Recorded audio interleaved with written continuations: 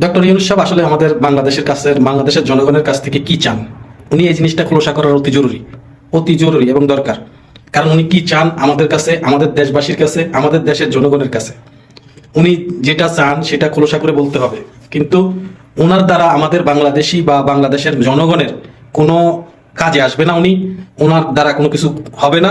কারণ ওনার আশেপাশে যারা আছে তারা সবই নতুন নতুন কথা শিখাচ্ছে আমাদেরকে। তো আমরা এই নতুন কথা শিখতে চাই না।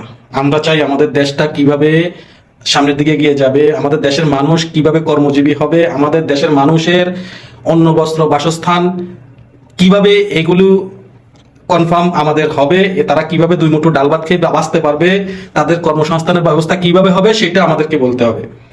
আর উনি যদি এগুলি না করতে পারেন, তাহলে উনি যদি এগুলি না পারেন, ওনার পারার কোনো লাইন নাই। উনি এখন আমার মনে হয় আমাদের এই দেশটাকে ছেড়ে চলে যাওয়া আমাদের জন্য অতি জরুরি।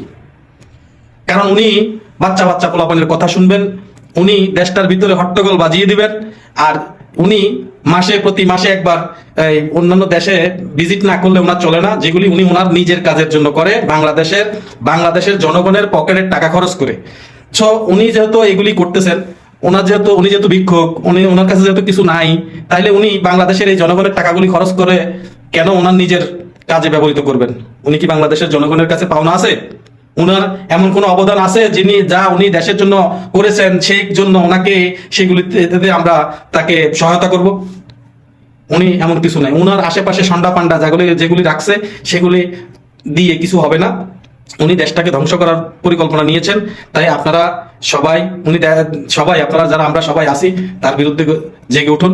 কারণ তার আশেপাশে যারা আছে তারা সম্পূর্ণ, আজকে দেখেন সাংবাদিক কথা বলতে পারে না, সাংবাদিকের কথা বললে, ভালো সত্য কথা তুলে ধরলে তাকে গলা টিপে ধরছেন।